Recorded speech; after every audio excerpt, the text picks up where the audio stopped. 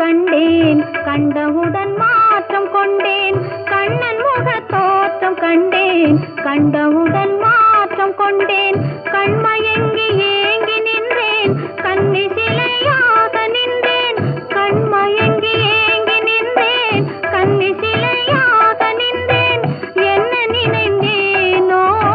தன்னை மறந்தேனோ கண்ணீர் பெருகியதே கண்ணீர் பெருகியதே கங்கை கரை தோட்டம் கன்னி பெண்கள் கூட்டம் கண்ணன்